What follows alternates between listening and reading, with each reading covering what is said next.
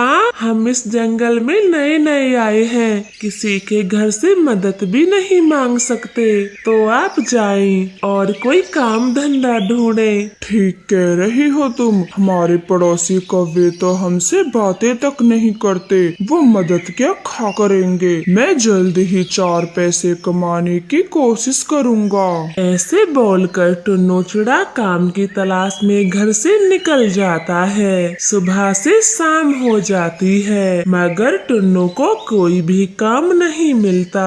वो हार थक के वापस लौट रहा था, तभी रास्ते में उसकी नजर एक बूढ़े लकड़हारे पक्षी पर जाती है, जो अपनी जिंदगी के आखिरी पल गुजार रहा था। टुन्नू चिड़ा उसके पास जाता है। बाबा जी, आप ठीक तो हो ना? आपको क्या हो रहा है? बेटा, मेरा इस दुनिया में कोई नहीं। मैंने अपनी पूरी जिंदगी इस कुल्हाड़े से लकड़ी काटते काटते बिता दी। अब मैं भगवान के पास जा रहा हूँ। ये कुल्हाड़ा अपने पास रखना। इतना बोलकर बूढ़ा पक्षी अपनी आंखें बंद कर लेता है। वो अपना कुल्हाड़ा टुन्नू चिड़े को थमा जाता है। बाबा जी तो मर गए और इन्होंने बताया इनका इस दुनिया में कोई नहीं है। फिर टुन्नू चिड़ा बूढ़े पक्षी को फूलों में ढककर नदी पर ले जाता है और उसे प्यार से पानी में बहा देता है। फिर टुन्नू वो कुल्हाड़ा लेकर अपने घर चला आता है। उसे घर आते आते रात हो गई थी। कुक्कू के पापा, आप कहाँ चले गए थे? मुझे आपकी कितनी चिंता हो रही थी। कुक्कू बेटा तो कब से रोए जा रहा है, इतनी रात कहाँ कर दी आपने? फिर टुन्नू चिड़ा उस बूढ़े बाबा के बारे में रानो को सब कुछ बता देता है। ये तो आपने बड़ा पुण्य का काम किया, आपसे भगवान भी खुश होंगे। चलिए अब कुछ खा लें, सुबह से भूखे होंगे। मुझे भूख तो बहुत लगी है। काम की खोज करते करते भूख का भी पता नहीं लगा मुझे। फिर टुन्नू चिड़ा कुल्हाड़े को घर के कोने में रख देता है और भोजन खाकर सो जाता है। टुन्नू अगली सुबह काम की खोज में चला जाता है। उसे कहीं भी काम नहीं मिलता। वो हार थक कर शाम को घर लौट आता है। ऐसे ही कुछ दिन बीत जाते हैं। टुन्नू जी, खाने को कुछ भी नहीं बचा, सब खत्म हो गया। मैं जानता हूँ, लेकिन क्या करूँ? हर दिन तो कमाने के लिए जाता हूँ, मुझे कोई काम ही नहीं मिलता जिससे घर के लिए कुछ ला सकूं। टुन्नू जी, ऐसे तो हम भूखे मर जाएंगे। हमारा एक छोटा बेटा भी है, आपको कोई काम तो ढूंढना होगा। वो दोनों पति पत्नी ऐसे परेशान होते हैं। तभी टुन्नू चिड़े की नजर कोने में रखे कुल्हाड़े पर जाती है। रानू जी, मुझे काम मिल गया। मैं कुल्हाड़े से लकड़ी काटकर बढ़ई को बेचा करूँगा। लकड़ी बेचकर घर का गुजारा तो हो ही जाएगा।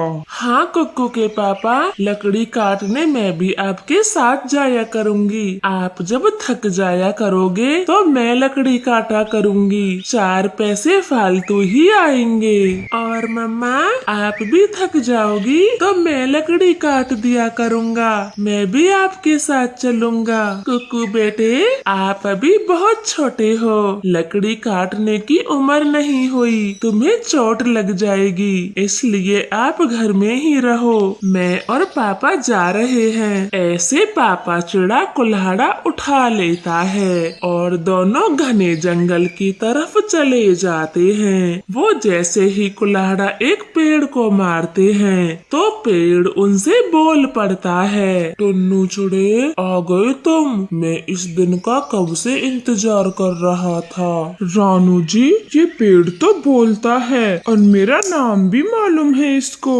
मुझे सब पता है, तुम दोनों बहुत गरीब हो और अपना पेट भरने के लिए जंगल आए हो। ये कुल्हाड़ा एक बाबा ने तुम्हें दिया है। तुम अच्छे पक्षी हो, मैं तुम्हारी सारी गरीबी मिटा दूंगा। ऐसे बोलकर जादुई पेड़ अपनी आंखें बंद करता है। तभी टुन्नू और रानू को पेड़ में एक गुफा दिख, वो दोनों उसके अंदर चले जाते हैं। रानू जी, यहाँ तो ढेर सारा सोना चांदी है, लेकिन हम उतना ही लेकर जाएंगे जिससे हमारा गुजारा अच्छे से हो जाए। आप सही बोलते हो, लालच करना बुरी बला है। हम उतना ही सोना लेते हैं जितनी हमें जरूरत है, और बाकी का सोना हम जैसे गरीब पक्षियों के काम आएगा।